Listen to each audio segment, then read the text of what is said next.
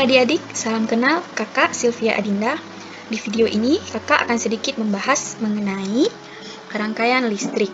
Subbab rangkaian listrik ini terdapat pada bab listrik dinamis, yaitu materi kelas 9 SMP. Nah, jadi rangkaian listrik itu terdiri dari dua jenis, yaitu rangkaian seri dan rangkaian paralel. Selain itu, juga ada gabungan dari dua jenis rangkaian listrik ini, yang disebut dengan rangkaian campuran. Sehingga terdapat tiga bentuk rangkaian listrik, yaitu rangkaian seri, rangkaian paralel, dan rangkaian campuran. Karakteristik dari rangkaian seri yaitu yang pertama, cara penyusunan rangkaiannya sederhana. Yang kemudian, rangkaian seri disusun secara sejajar ataupun berurutan. Kabel penghubung rangkaian tidak memiliki cabang. Jalur arus hanya satu, dan jika jalur arusnya terputus, rangkaian tidak dapat berfungsi dengan benar. Arus yang mengalir dalam rangkaian sama besar.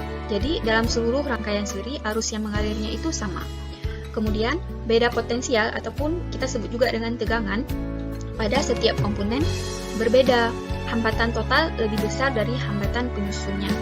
Kemudian, rangkaian paralel. Nah, karakteristik pada rangkaian paralel, yang pertama, cara penyusunan rangkaian cenderung lebih rumit. Rangkaian disusun berderet. Kabel penghubung rangkaian memiliki cabang. Terdapat beberapa jalur yang dapat dilalui arus. Arus yang mengalir pada setiap cabang memiliki besar yang berbeda. Arusnya beda pada setiap komponen pada rangkaian tersebut. Adapun beda potensial atau tegangan pada setiap komponen sama besar. Hambatan total lebih kecil dari hambatan penyusunnya. Kemudian, pada rangkaian campuran. Nah, karakteristik rangkaian campuran ini, dia rangkaian gabungan dari rangkaian seri dan paralel. Makanya disebut dengan rangkaian campuran. Secara umum, karakteristik dan hukum yang berlaku pada rangkaian campuran juga mengikuti rangkaian seri dan rangkaian paralel. Nah, kemudian gambar rangkaian. Untuk gambar rangkaian seri, coba perhatikan gambar rangkaian seri. Nah, di sini jika dihidupkan, arus akan mengalir. Dia mengalir pada keseluruh lampunya karena lampu sejajar. Adapun susunan hambatannya itu R1, R2, dan R3. Susunan hambatannya yaitu sejajar, seperti karakteristik sebelumnya. Kemudian, rangkaian paralel. Rangkaian paralel, rangkaiannya itu yaitu secara berderetan seperti karakteristik sebelumnya. Jika dihidupkan, lampu akan menyala. Jika dia arusnya akan terbagi karena ada persimpangannya. Jadi, jika salah satunya tidak hidup, maka tidak ada arus yang mengalirinya. Beda dengan rangkaian seri tadi, satu saklar dihidupkan, semua lampu akan menyala. Sedangkan paralel, di mana saklar yang dihidupkan saja lampunya menyala. Dan juga susunan dari rangkaian paralel tersebut, yaitu secara berderet, seperti pada gambar ini. R1, R2, dan R3. Nah, selanjutnya, rangkaian campuran. Perhatikan pada gambar rangkaian campuran. Nah, ini jadi yang pada S1 dihidupkan, dia akan menyala lampunya yang arus mengalir S1 yang ini. Sedangkan untuk yang satu lagi akan menyala juga. Jadi yang pertama menyala, kemudian menyala di sini. Ini yang kita sebut rangkaian campuran. Dia campuran antara rangkaian seri dengan rangkaian paralel. Yang pertama, pada rangkaian seri, ini seri, jadi pas digabungin paralel. Ini yang kita sebut campuran.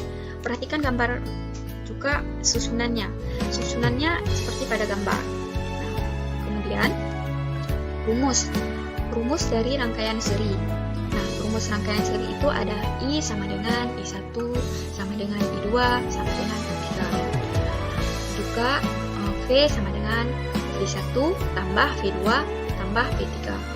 Kemudian R sama dengan R1 tambah R2 tambah R3. Sedangkan rangkaian paralel rumusnya I sama dengan I1 tambah I2 R2 tambah I3. V sama dengan V1 sama dengan V2 sama dengan V3. 1/R sama dengan 1/R1 tambah 1/R2 tambah 1/R3. I1 dibanding I2 dibanding I3 sama dengan 1/R1 banding 1/R2 banding 1/R3. Rangkaian campuran, rumusnya I sama dengan I1 tambah I2, 1/Rp sama dengan 1/R2 tambah 1/R3. R total sama dengan Rs tambah Rp.